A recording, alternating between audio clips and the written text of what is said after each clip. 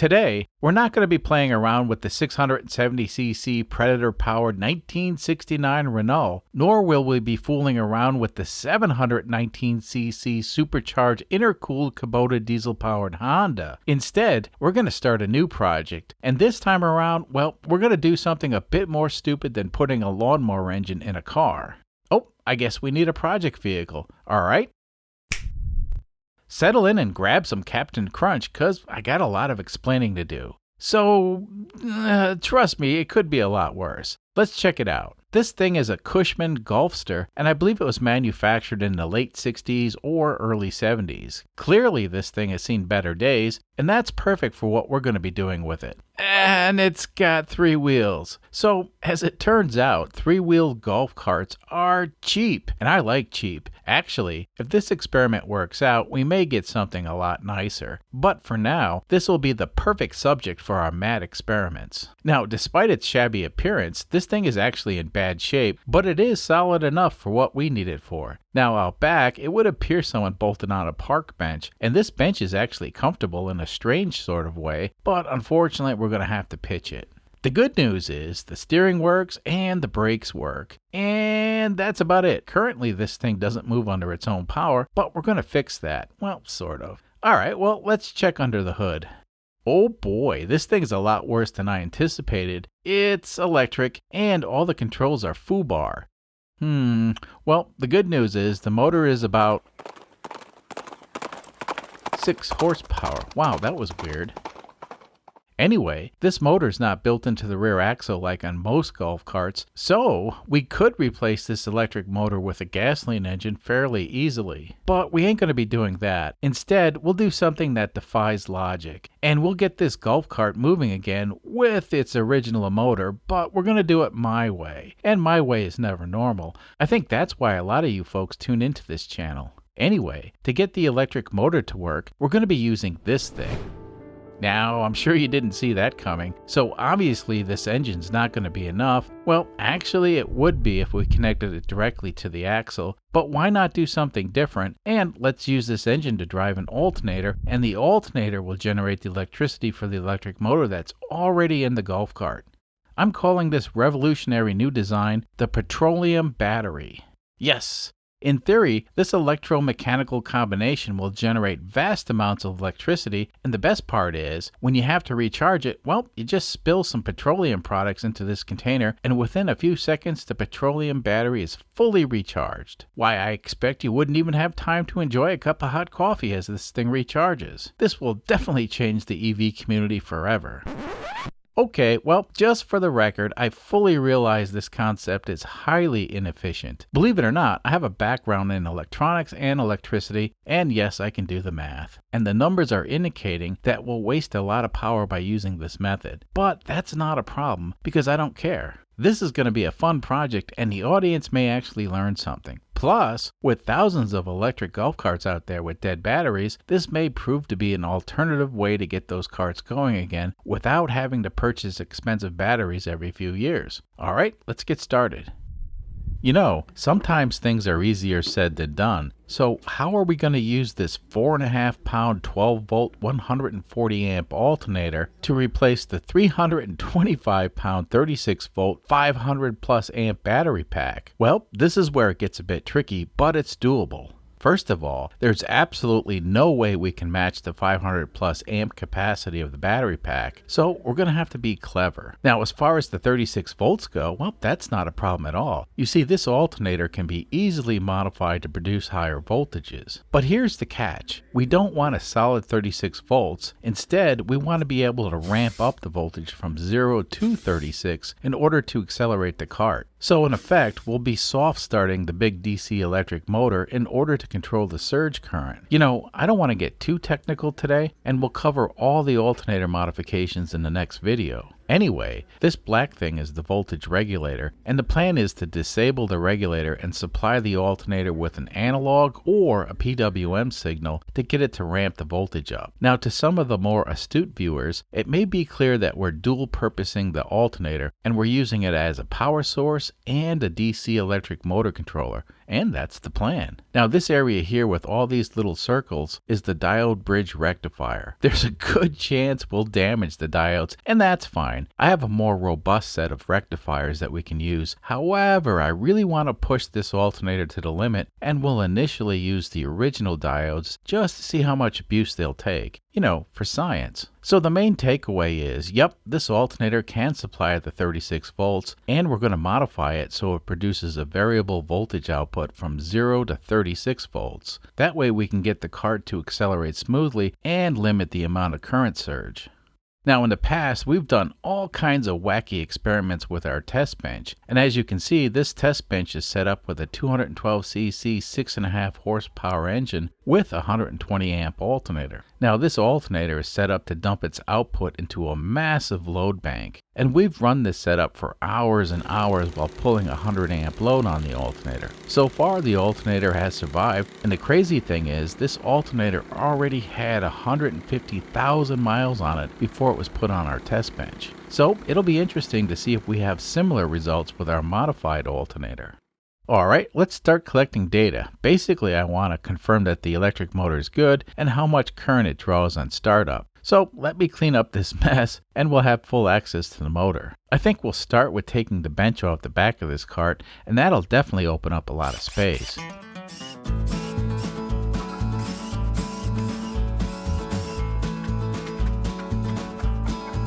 Okay, that's a lot better. Of course, the batteries have to go next because, well, at this point they're just dead weight, so let's get rid of them.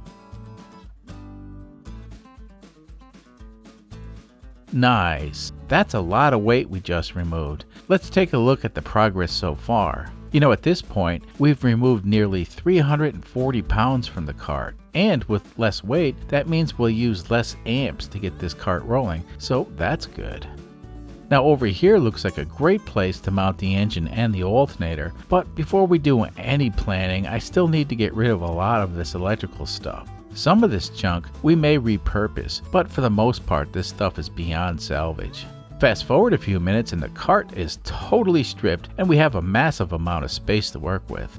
It turns out that the frame and most of the structural parts have only minor surface rust. You know, I was worried that we'd run into some rusted out areas, but thankfully that's not the case. Overall, this cart's in a lot better shape than I anticipated.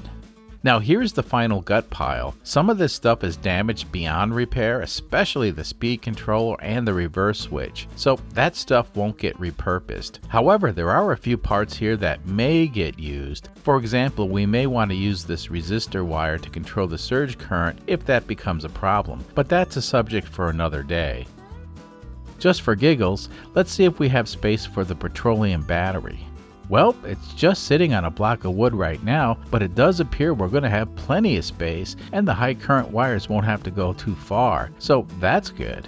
I'll probably have to drill a hole to provide access for the pull starter rope, and I may also have to provide some ventilation holes so the engine can get plenty of cool air. But overall, this appears to be an ideal location for the petroleum battery. Well, at this point, I really need to confirm that the electric motor actually works, because if it doesn't, well, I have plenty of stuff to take to the scrapyard. So as you can see, I have the rear axle of the cart up on jack stands, and the wheels spin freely. Now the motor on this cart is a GE brand, and it's a 36 volt series wound motor. I'm not sure what the 53 amp rating is. Interesting. So a series wound DC motor means the armature and the field windings are to be wired in series.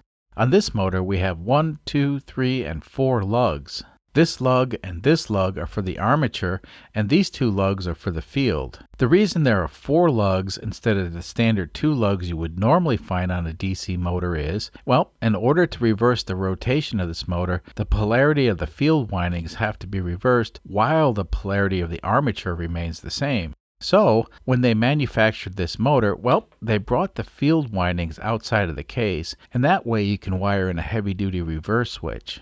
Now, today we're going to wire this motor so the cart goes forward, and that's for testing purposes, so we can verify the motor works and to collect data on how much current the motor draws. Now down the road, we'll definitely deal with reverse, but not today. So the motor wiring should look like this diagram. Now this squiggly thing represents the field coils, and as you can see, it's wired in series with the armature. Okay. Fast forward a few minutes and we have the motor wired with some crappy wires that I temporarily repurposed. And as you can see, I made the necessary connections in order to keep the field windings in series. Now over here we have a shunt on the positive lead, and this is how I'm going to measure the current with the fluke meter. This is old school, but it works. Now over here we have a fully charged 12-volt battery from my Chevy S10. Now if this battery can start an old Chevy, well, it should have plenty of power for our experiment. And over here we have a relay that will make the final connection. You know, snapping this relay closed is equivalent to dumping the clutch on a car with a manual transmission. You see, once this relay closes, it will instantly feed the electric motor the full 12 volts and will cause a massive current surge. But this is just for test purposes. Alright, let's see what happens. And the motor works. Now keep in mind, even though everything is spinning, there's virtually no load on the electric motor, and it looks like we're pulling about 25 amps no load. But it would certainly be a lot higher if the golf cart was on the ground and moving. Let's set the meter to record the maximum current draw. So far, so good.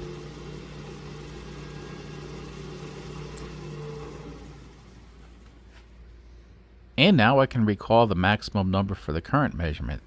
84 amps. But again, that's with virtually no load on the electric motor. Let's put this golf cart on the ground and see how much of a difference it is when we measure the current with a load on the motor. Well, it's raining outside, so we have to stay within the building, so this is going to be a bit tricky. The last thing I want to do is put a hole in my garage door. Wow, this thing hauls ass with just 12 volts. Very interesting. Let's check the meter. So with the light load, this big motor sucked up 111 amps, but that's the surge current. The running current was a lot less. Now remember, when we activate that relay, we're slamming the motor with a lot of juice, so the surge current will be pretty high. Like I mentioned before, closing that relay is like dumping the clutch on a car that's equipped with a manual transmission. Now our plan is to soft start the motor by starting at 0 volts and ramping up the voltage. That way we can eliminate the huge current surges. This would be equivalent to easing the clutch out and smoothly engaging the transmission on a car. The goal is to keep the amperage draw within the limits of the 140 amp alternator that we plan on using. So yeah, the petroleum battery does have hard limits because it doesn't have the capacity of the original batteries that came with this golf cart, but I think this cart will move just fine with our bizarre contraption. So here's the plan. This, of course, is the 212cc gasoline engine, and this is the 140 amp alternator. Together, we're calling this the petroleum battery, patent pending, of course. Now over here, this is the big 36 volt DC motor and the axle on the golf cart. So obviously this engine drives the alternator, and the alternator has potential to produce electricity. Now the alternator, well, it's directly connected to the big electric motor with some heavy duty wires. In this diagram, I don't show the reverse switch because, well, right now we don't have one. And for test purposes, we're only going to have the forward direction, just like the 670cc Renault was until I recently fixed it. Anyway, if this project yields positive results, we'll wire in a reverse contactor. Now, keep in mind, on a series wound DC motor, reversing the direction of the motor is complex, and it's not the same as reversing the direction of a permanent magnet DC motor. Anyway, let's say the engine's running at 3600 RPM all the time, and of course it's spinning the alternator. Well, zero power will actually get to the big electric motor, and that's fine. At this point, everything's in place, and all we need to do is provide an analog voltage to the spinning rotor on the alternator. The exact voltage and current is unknown at this point, and that's going to require some experimentation. But in theory, when we provide a variable voltage to the rotor on the alternator, well, that'll allow the alternator to produce the power we need and to get the cart to move forward. Now, I reckon we're going to need at least one small battery to provide the power for this device, and that's not a problem. Now, the device I'm showing in this diagram is technically an analog voltage source, but that may change, and we may end up using a PWM or pulse width modulator thingy. I don't know yet. The main thing is, I want to keep this as simple as possible, and I want to use off-the-shelf components so this is easily copied. Now, this project has nuts and bolts, and it has electricity. It seems like I lose viewers every time I combine the two. So, like I said, I want to keep it simple. And if this works out, I may do some crazy stuff with microcomputers and whatnot. However, I want the basic system to be as simple as possible. Now, since we have this diagram up, well, the truth is the best and most efficient way to get this golf cart to move is to connect the engine to the axle with some sort of clutch and ditch the electric motor. But where's the fun in that? I say we get the golf cart to move with the petroleum battery and see what happens. You see, in theory, this should work.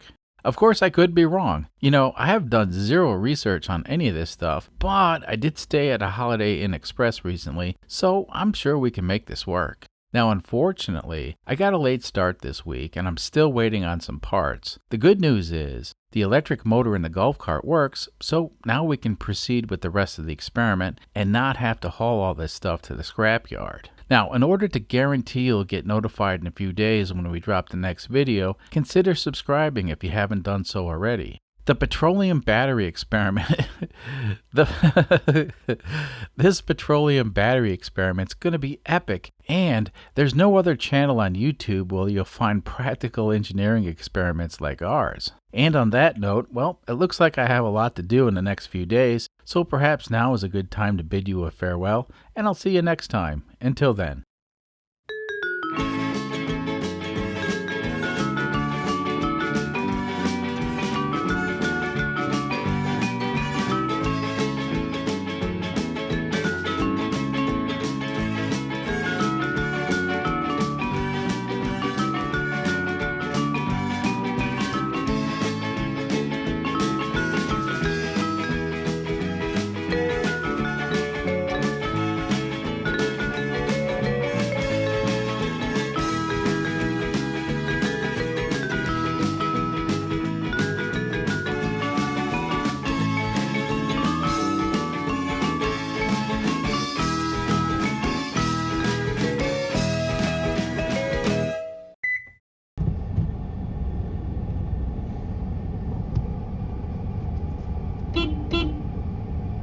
Go away.